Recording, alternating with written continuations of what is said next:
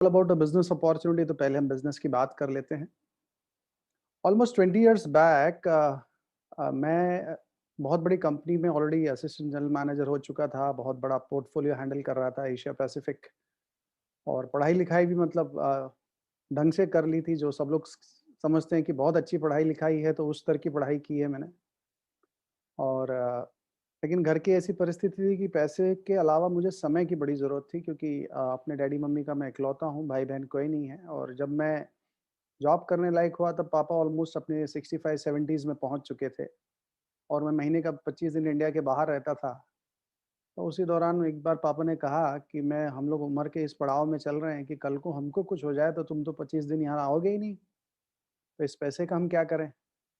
तो वो बात मुझे लग गई, और उसी दौरान फिर मैंने बोला कि नहीं, अब कुछ तो ऐसा ढूँढना पड़ेगा, जहाँ पे पैसा भी आए लेकिन मैं अपने घर में समय दे पाऊँ।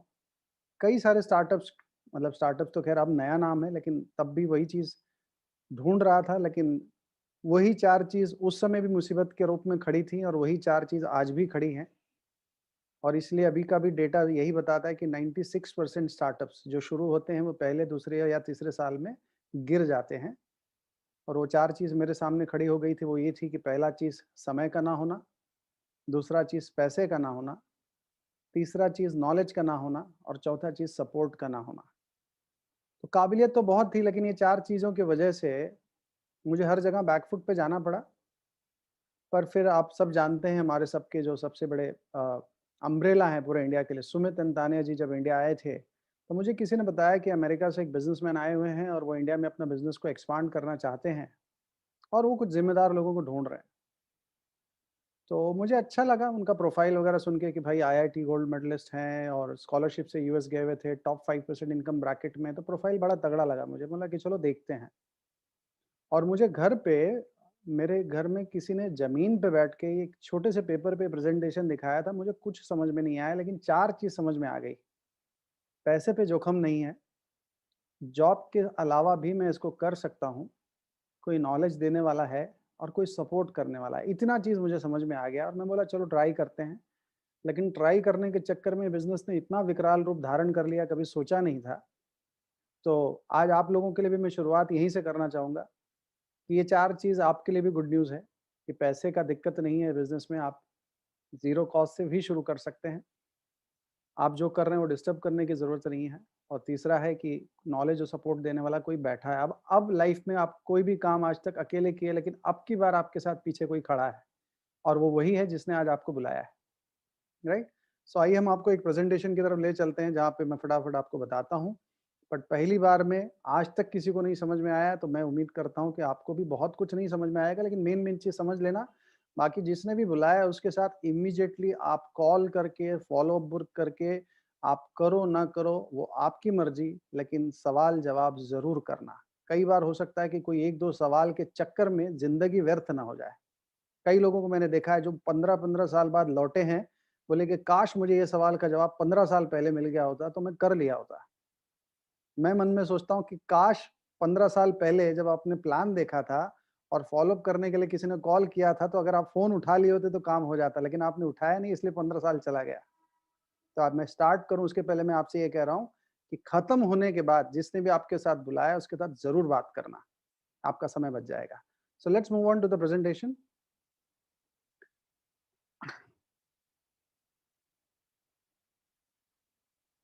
तो जैसे कि मैंने आपको बताया, एक स्टार्टअप अपॉर्च्युनिटी है, राइट? और सारा खेल यहीं से शुरू होता है, क्यों करना है? कैसे और क्या है वो तो उसका जवाब हमेशा अवेलेबल है, लेकिन एक का ही जवाब नहीं क्यों करना है, तो आज उस पे भी मैं बात करूँगा। तो लेकिन आजकल लोगों का है ना कि मुद्दे पे आ जाओ पहले, तो पहले मुद्दे की बात कर लेते हैं, फिर मैं आता हूँ क्यों करना है। सो आपको पता है दुनिया 4 हिस्सों में बँट गई है। आई होप शायद किसी ने एनोटेशन ऑन रखा हुआ है। अभिषेक वो एनोटेशन ऑफ कर दो, या फिर मैं कर देता हूँ। डिसेबल एनोटेशन, 1 सेकंड हाँ।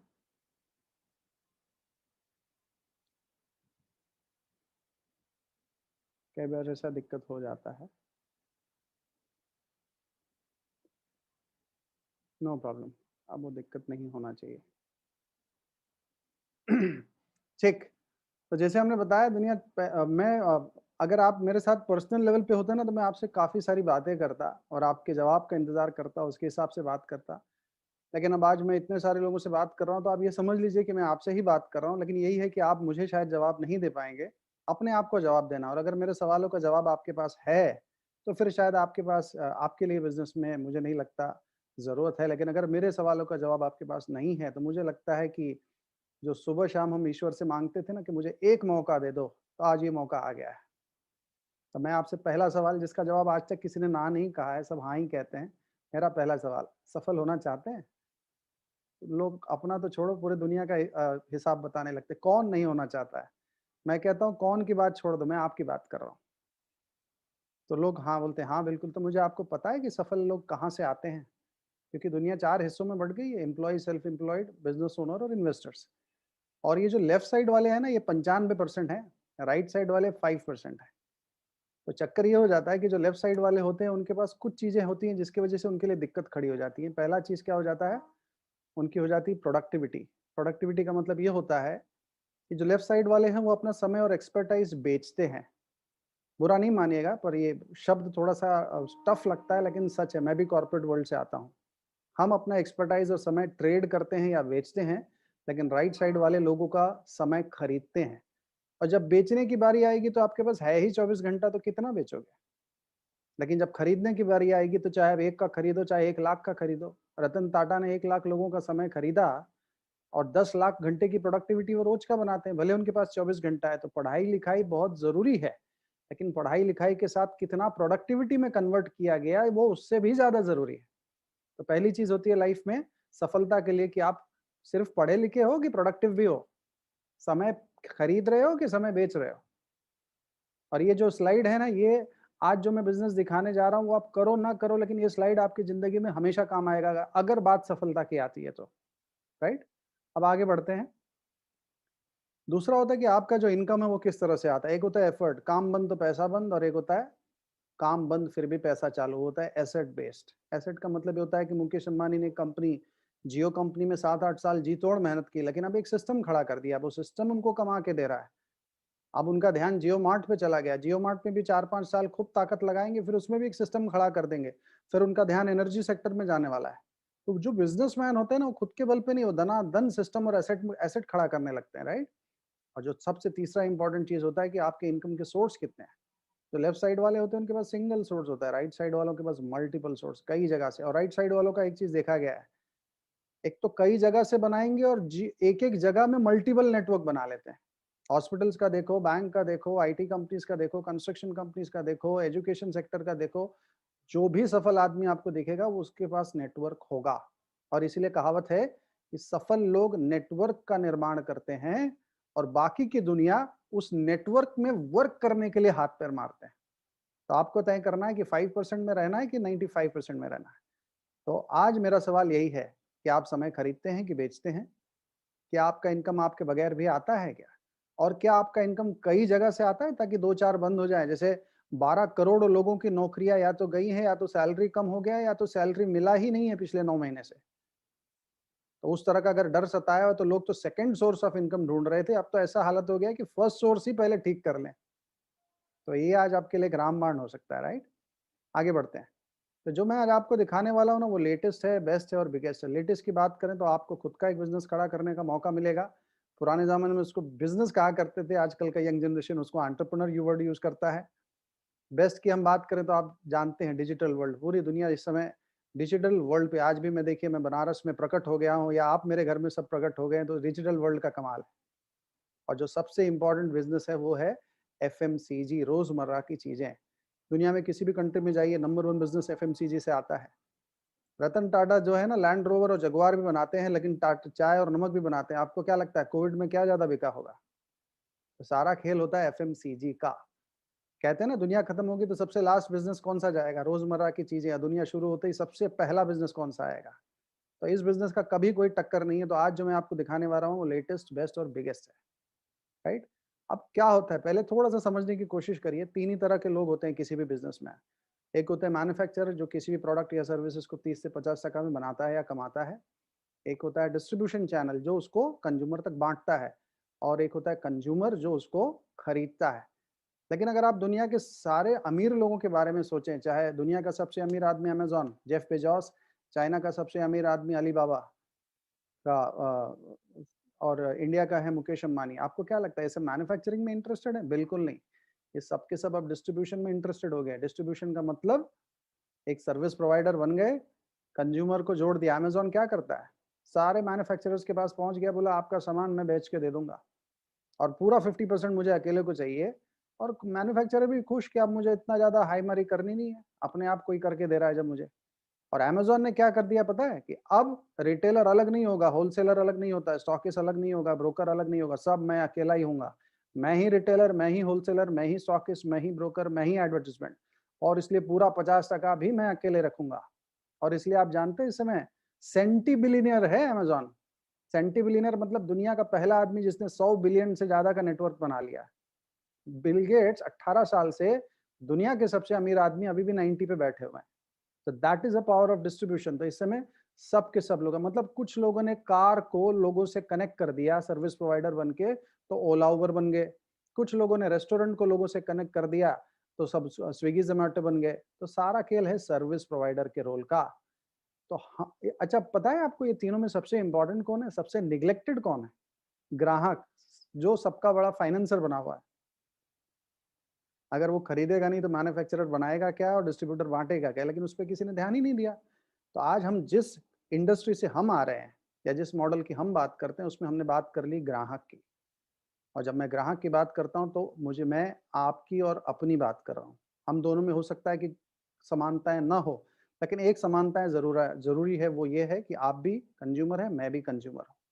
और कंज्यूमर की एक चीज़ आप मान के चलिए, एक लाइन में कहूँगा जो सुनने में बड़ा कठिन लगता है लेकिन सच है।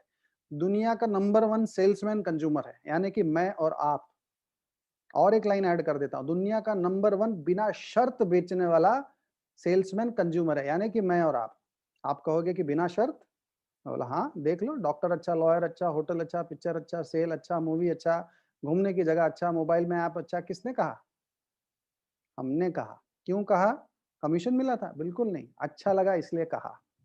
तो अगर हमारे कहने से अमेज़न का 3 दिन का महासेल में 1 लाख करोड़ का बिज़नेस हो सकता है, तो हम अपने लिए अगर कहने पे आ जाए तो हमारी खुद की इंडस्ट्री नहीं खड़ी हो सकती क्या? बस समझने का फेर है। लेकिन चक्कर क्या है ना, कंज्यूमर को अमेज़न में 30% मिल जाता है तो वो खुश हो जाता है। डीमार्ट में चला गया, 1 बॉटल पे 2 बॉटल फ्री मिल गया, वो खुश हो गया। लेकिन उसको एहसास ही नहीं है कि मेरे कहने की वजह से डीमार्ट 500 करोड़ कर लिया 1 हफ्ते में।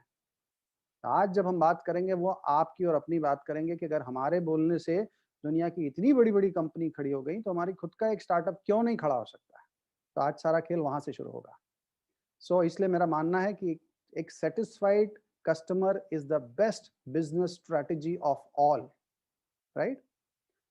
अब हमने क्या कर दिया? डिस्ट्रीब्यूशन चैनल को निकाल दिया और अब हमने कंज्यूमर को मौका दे दिया कि भाई साहब आज के बाद अब तक आप सिर्फ यूज़ करते थे, लेकिन अब आप यूज़ करने के अलावा आप रिटेल भी कर पाएँगे, होलसेल भी कर पाएँगे, डिस्ट्रीब्यूट भी कर पाएँगे और जिस कॉर्पोरेशन को मैं रिप्रेज़ेंट कर रहा हूँ, आपका डिस्ट्रीब्यूशन का दायरा बहुत बड़ा है। आप सिर्फ ब वाराणसी या मुंबई नहीं, पूरे इंडिया में और हमारा जो जिस कॉर्पोरेशन की मैं बात कर रहा हूँ, वो 100 कंट्रीज़ में है।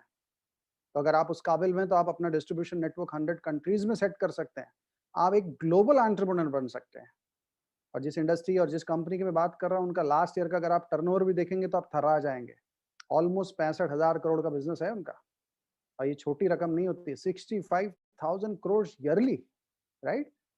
क्या हो जाता है, इसी को हम कहते हैं direct selling industry. Direct selling industry का मतलब ये होता है कि फैक्ट्री से सामान निकलता है, अब वो डायरेक्टली मिडल चैनल किसी को नहीं जाएगा, ना अमेज़न, ना स्नैपडील, ना फ्लिपकार्ट, ना ही किसी रिटेलर होलसेलर को, डायरेक्टली आपके हाथ में आएगा और अब आपको मौका दिया जाता है कि आप रिटेल होलसेल डिस्ट्रीब्यूट अमेज़न की तरह आप काम करो, फ्लिपकार्ट की तरह आप काम करो। अमेज़न का स्टार्टअप किस तरह से हुआ है? वो मैन्युफैक्चरर के पास गया और कहा कि मुझे आपके प्रोडक्ट को डिस्ट्रीब्यूट करना है।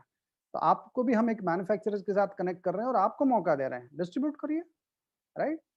बड़ा गेम है, समझने का खेल है और इसके ऊपर मीडिया का अटेंशन बहुत आ रहा है। आप बड़े-बड़े न्यूज़ चैनल देखिए और इनफैक्ट हमारे इंडिया के इकोनॉमिक ग्रोथ में बहुत बड़ा कंट्रीब्यूटर बनता चला जा रहा है डायरेक्ट सेलिंग इंडस्ट्री। ऑलमोस्ट इस साल का जो कारोबार है लगभग 13 से 15 हज़ार करोड़ का है और बड़े-बड़े एनालिस्ट ने बता दिया कि 65,000 करोड़ की तरफ ये बढ़ रहे हैं। अब मुझे बताइए वाराणसी में अगर कोई आपको सड़क किनारे कोई अगर एक अच्छा प्रॉपर्टी मिल जाए, जिसको आपको पता है कि वहाँ पे कुछ तो बड़ा होने वाला है और उसका दाम 200 गुना बढ़ जाएगा, तो आपके पास पैसा ना भी होगा ना तो आप लोन लेके खरीद लेंगे क्योंकि आपको पता है वैल्यू है। तो अगर एक ऐसा अपॉर्च्युनिटी मिल रहा है जिसमें आपको पता है कि इसका वैल्यू 10 गुना, 100 गुना बढ़ने वाला है, तो समय ना भी हो तो भी निकाल के करना चाहिए। इसी को तो कहते हैं बाजीगर, समय का फेर, राइट? और जब मैं इस कंपनी की बात करता हूँ तो इसका नाम है एमवे, लेकिन इम्पोर्टेंट एमवे नहीं है, एमवे 2.0 है। आप मोबाइल खरीदने जाते हैं, लैपटॉप खरीदने जाते हैं, टीवी खरीदने जाते हैं, तो आप क्या कंपनी का नाम लेते हैं क्या? तो मुझे सैमसंग दे दो, एलजी दे दो, आप क्या कहते हैं? मुझे सैमसंग 9 वर्ज़न 9 वाला चाहिए, मुझे एलजी ये वाला मॉडल चाहिए, तो आप वर्ज़न बोलते हैं। तो जब मैं 2.0 की बात कर रहा हूँ तो 2019 सितंबर में एम्वे ने अपना आफ्टर 30 इयर्स एक नया वर्ज़न लॉन्च किया जिसमें एम्वे पूरी तरह से बदल गया। तो अगर कोई ये कहता है कि मैं एम्वे को जानता हूँ, तो वो एकदम आउटडेटेड बंदा है। तो today will have one of the best session about Amway. फटाफट एम्वे का बैकग्राउंड बता दूं। 100 से ज़्यादा कंट्रीज में है, 60 साल का तजुर्बा है, 65,000 करोड़ का बिजनेस है। और ये कोई मार्केटिंग कंपनी नहीं है, ये मैन्युफैक्चरिंग कंपनी है। प्रोडक्ट्स 1200 से ज़्यादा पेटेंट्स हैं इनके पास। और सबसे बड़ी बात है make in India, make for India, ये तो पिछले 1 डेढ़ साल से हवा में है। लेकिन एम्वे ने तो पिछले 6 साल से मेक इन इंडिया पे इनकी मदुरई में फैक्ट्री है, बनाना शुरू कर दिया, जो ऑलरेडी 2 साल से प्रोडक्शन में आ चुकी है। तो ये ऑलरेडी बाकायदा वोकल फॉर लोकल की जो हम बात करते हैं, एम्वे एक्चुअली वोकल फॉर लोकल। वो लोकल कौन है?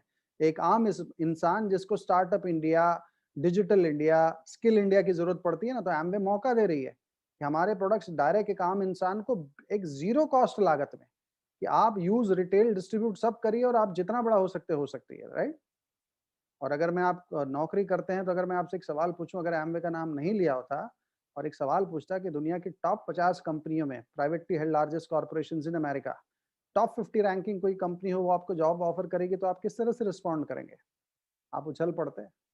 तो मेरा प्रेजेंटेशन खत्म हो जाएगा ना, तो अपने गूगल में टाइप करना एम्वे इन फोर्ब्स मैगजीन, आपको समझ में आ जाएगा कि कितनी बड़ी चीज है, राइट? सो अब सबसे इंपॉर्टेंट क्या होता है किसी भी बिजनेस का, रीढ़ का हड्डी, वो होता है प्रोडक्ट। अगर प्रोडक्ट में दम नहीं है ना, तो बातें कितनी भी अच्छी कर लो। तो ये बिजनेस में अगर आप, कोई मुझसे पूछता है कि सबसे ज्यादा गर्व करने वाली पहली चीज आपके पास एमवे में क्या है, तो मैं कहता हूँ प्रोडक्ट।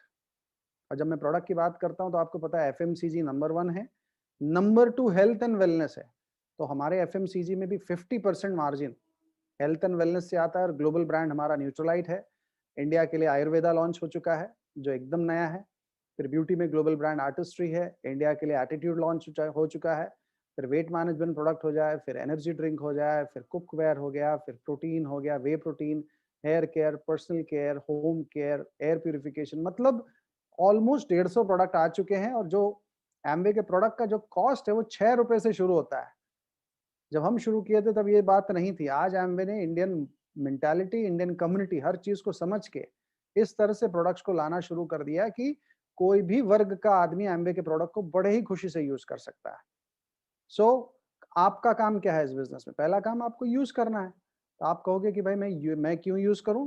भाई मैं, अगर हम 3 चीज आपको ऑफर कर दें, क्वालिटी अच्छा देंगे, दाम अच्छा देंगे और पसंद नहीं आए तो पूरा पैसा लौटा देंगे वापरने के बाद भी, तो क्या आप प्रोडक्ट यूज करना चाहोगे? कोई भी बंदा तैयार हो जाता है, क्योंकि हर कंज्यूमर को 3 ही चीज तो चाहिए, कॉस्ट, क्वालिटी और सेटिस्फैक्शन। सो पहला काम प्रोडक्ट यूज करेंगे।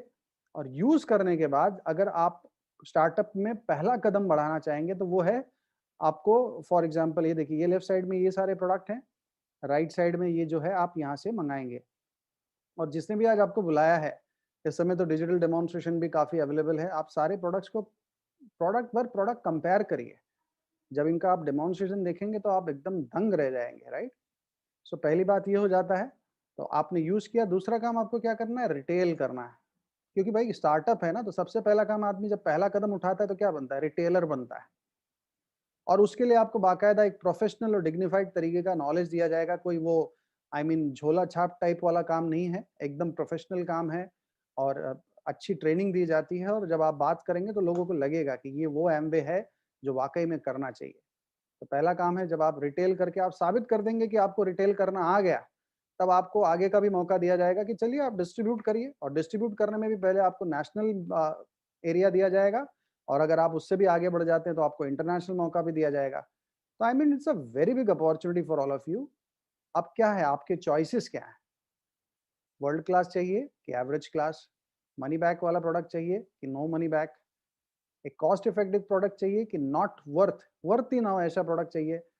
एक प्रोडक्ट जिसका हम आपको कंपैरिजन करके बता रहे हैं कॉस्ट एंड क्वालिटी का, और एक ऐसा प्रोडक्ट जो टीवी पे किसी ने बता दिया जो शायद वो खुद भी यूज नहीं करता होगा, और या एक ऐसा प्रोडक्ट जब वो आप यूज करते हैं तो उसमें आपको 50% से ज्यादा का पार्टनरशिप का मौका मिलता है, या एक ऐसा प्रोडक्ट जिसको पिछले इतने सालों से आप यूज कर रहे हैं और वो भी कंपनियां अच्छी हैं, मैं किसी को बुरा नहीं कहता हूं, लेकिन वो कंपनियों से मैं आपसे पूछूं, उनका 1000 2000 10,000 करोड़ का बिजनेस है, लेकिन वो क्या किसी कंज्यूमर को कुछ देते हैं क्या? लेकिन यहाँ पे आपको 50%, तो समझदारी है, कॉमन सेंस है, कोई बहुत बड़ा रॉकेट साइंस नहीं है। अब क्या हो जाता है, पहला काम आपने प्रोडक्ट यूज करना शुरू कर लिया, फिर आप सोचिए मुकेश अंबानी क्या करते हैं? वो किसको ढूंढते हैं? कौन मेरा जियो का सिम कार्ड खरीदेगा? वो है बायर। और दूसरा किसको ढूंढते हैं? कौन मेरा जियो का सिम कार्ड बेचेगा? वो है सेलर। तो हम किसको ढूंढते हैं? वही हम भी करते हैं, कौन एम्बे के प्रोडक्ट खरीदेगा वो हो जाएगा कंज्यूमर, और कौन एम्बे का प्रोडक्ट बेचेगा वो हो जाएगा सेलर। अब जब बेचने का नाम सुनते ही इंडिया में कई बार मैं देखा है कुछ लोगों को बुखार आता है, मुझे भी आया करता था क्योंकि मैं कॉर्पोरेट दुनिया से आता हूँ। लेकिन मैं आपको बता दूं, अगर कोई डिस्ट्रीब्यूटर है तो वो भी बेचता है, कोई सब डिस्ट्रीब्यूटर है तो भी बेचता है, सीएनएफ है तो भी बेचता है, होलसेलर है तो भी बेचता है, रिटेलर है तो भी बेचता है। नामकरण कुछ भी हो लेकिन आदमी बेचता जरूर है। So it's all about buying and selling, और हमारा एक स्लैब सिस्टम है। जैसे जैसे आपके एक डिजिटल नेटवर्क बनेगा, आपकी टीम में हजारों लोग होंगे, लेकिन अच्छी बात पता है क्या, सबके सब लोग कुछ भी ऑर्डर चाहिए तो वो किसको ऑर्डर प्लेस करेंगे? एमवे को।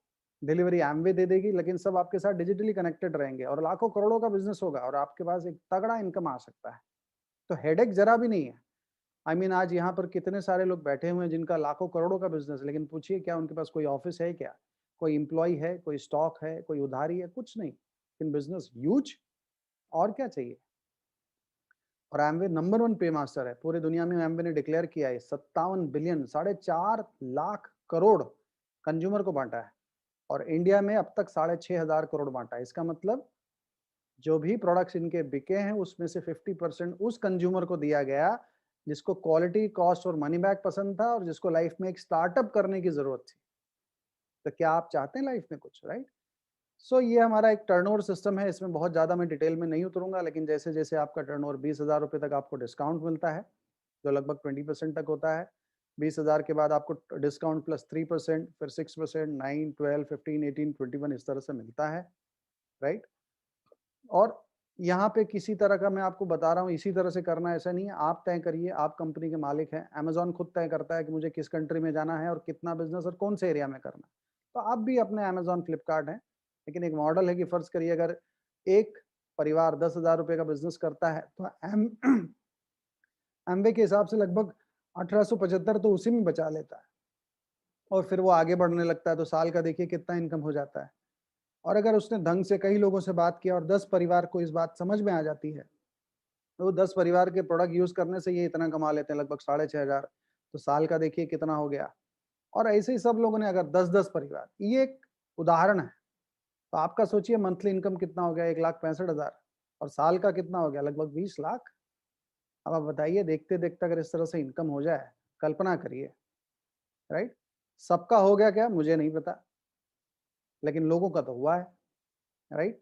सो अब 3 लोग आपको मदद करेंगे। एक तो है एमवे, जो products, research, branding, delivery, account, सारा काम एमवे करती है। एक है ब्रिट वर्ल्ड वाइड, एक एजुकेशन सिस्टम है जो बहुत ही बड़ी संस्था है, जो हमको एक विश्वास दिलाती है, क्योंकि कई बार हर व्यक्ति अलग अलग बैकग्राउंड के जब आते हैं तो सोचते हैं कि क्या कोई मेरी तरह का कर रहा है क्या। जब मैं स्टार्टिंग में आया था तो मुझे ऐसा लगता था it's not my cup of T, बड़ा जबरदस्त एटीट्यूड था और बेवजह का एटीट्यूड। लेकिन जब ब्रिट वर्ल्ड वाइड में इतने बड़े बड़े दिग्गज दिखे तो मेरा मतलब बोलता है ना, हिमालय जैसा बर्फ पिघलना शुरू हो गया, और मैं सरेंडर कर दिया कि मतलब बस हो गया, अब बताओ करना क्या है। और तीसरा होता है जो आपकी टीम है, आज जिसने आपको बुलाया है वो एक बहुत ही स्ट्रांग टीम है। तो ये 3 लोग आपको मिलके हेल्प करेंगे, लेकिन शर्त यह है कि अगर आप सिलेक्ट होंगे तो। इसमें खेल वही होता है सिलेक्शन का, राइट? और सबसे इंपॉर्टेंट है, मैं हमेशा सबसे, अगर मेरा आपसे एक सवाल पूछूं, क्या कोई आप ऐसा प्लेटफॉर्म जानते हैं क्या कि जहाँ पे आपकी लाखों घंटे की प्रोडक्टिविटी हो, आपका इनकम आप परफॉर्म ना करें तब भी आए, आपको कई जगह से आए, तो आप जवाब दोगे नहीं ऐसे तो मैं नहीं जानता हूँ। फिर मेरा दूसरा सवाल, किसी ऐसे व्यक्ति को जानते हैं क्या जो इस 3 तरह से इनकम बना रहा है, जो आपको सिखाने को तैयार है? तो आप कहेंगे मैं वो भी नहीं जानता हूँ। तो आज मैं आपको बताऊँगा ये बिज़नेस के थ्रू आपको प्लेटफ़ॉर्म भी मिलेगा और एक बहुत ही बढ़िया मेंटरशिप प्रोग्राम। मतलब मेंटोर्स ऐसे होते हैं जैसे हम लोग जिस परंपरा से बिलीव करते हैं तो वो बहुत ही विख्यात साधु और तपस्वी हुआ करते थे, लेकिन वो सबको नहीं मिलते थे। वो हिमालय में कहीं पढ़ा कर छुप के रहते थे। लेकिन वो जिसको मिल जाते थे उनकी तो ज़िंदगी बदल जाती थी। क्योंकि लेकिन वो तय करते थे कि ये मेंटरशिप प्रोग्राम किसको दूँ? तो ऐसे ही आज हम बहुत ही ब्लेस्ड हैं कि हमारे मेंटर हैं सुमित अंतानिया जी। ये वही कपल है जो अमेरिका से इंडिया में आए थे और उन्होंने मुझे सिलेक्ट किया और उनको ऐसा लगा कि मैं लाइफ में अच्छा कर सकता हूँ और मेहनती हूँ, और फिर उन्होंने जब मुझे नॉलेज देना शुरू किया, तो मेरी ज़िंदगी बदल गई। ऐसे ही आज आप मनोज जी की पूरी टीम बैठी हुई है, तो मनोज और भाभी जी, आई मीन इतनी ज़बरदस्त उनका कमांड है लाइफ के प्रति। बिज़नेस तो ठीक है, लेकिन उनको मैं हमेशा सुनने की कोशिश करता हूँ क्योंकि जो जीवन के प्रति उनका जो रुझान है, जो टॉक है, वो अलग ही है। कौन बताएगा?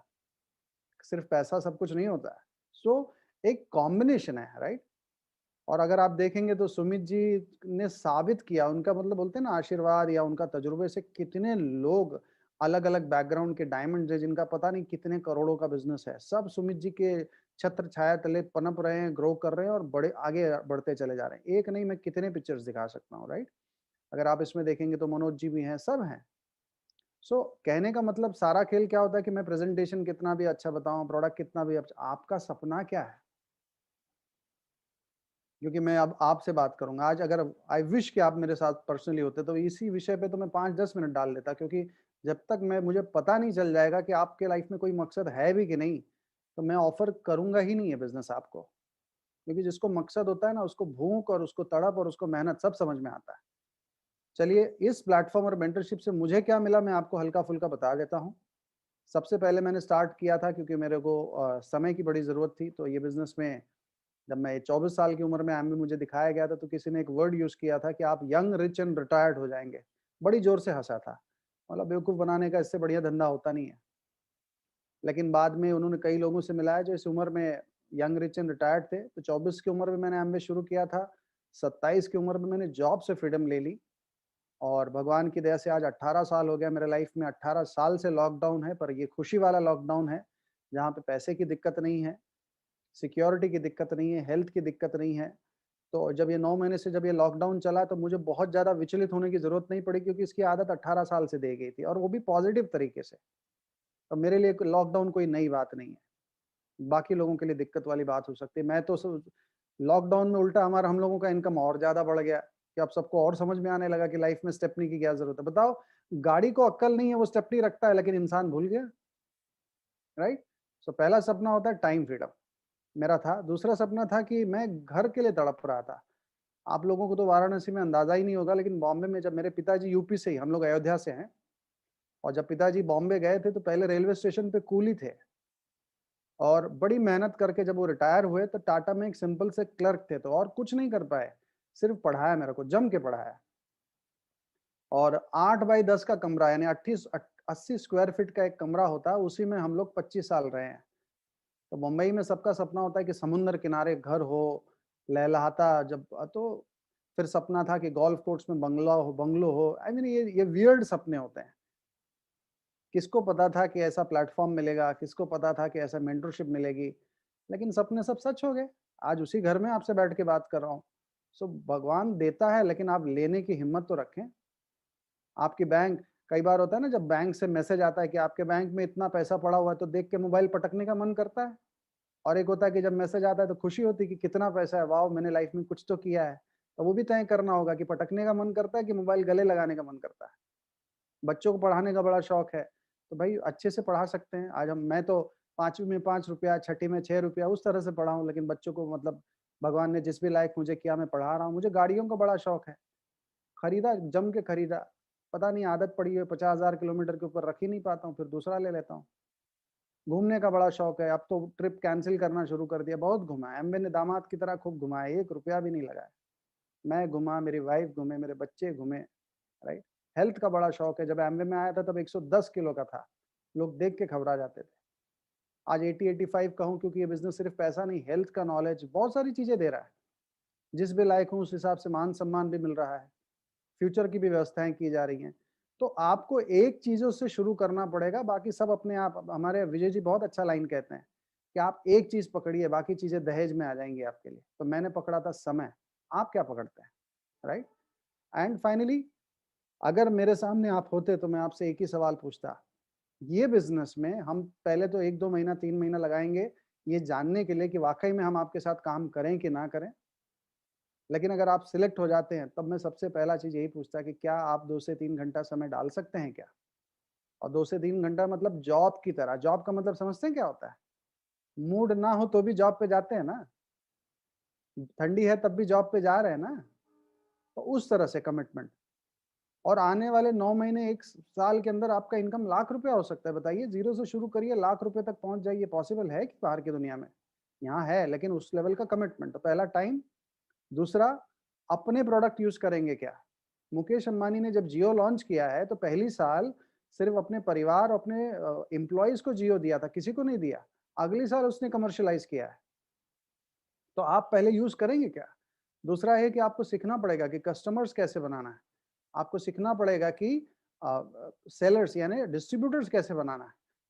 और सबसे बड़ी बात है कि इस माहौल में अपने आप को एक ब्रांड की तरह तैयार करेंगे क्या? तो बस यही, अगर आप तैयार हो जाते तो फिर हमारा एक इवैल्यूएशन पीरियड हम शुरू कर सकते हैं, जहाँ हम एक-दूसरे को परखने की कोशिश करेंगे। और अगर ऊपर वाले की इच्छा होगी तो एक बहुत बड़ा रिकॉर्ड बन सकता है। सो दोस्तों, it was wonderful talking to you. और मैं वन्स अगेन मनोज एंड भाभी जी को थैंक्स करूँगा कि मुझे आप लोगों से बात करने का मौका दिया। और फिर मिलेंगे। God bless.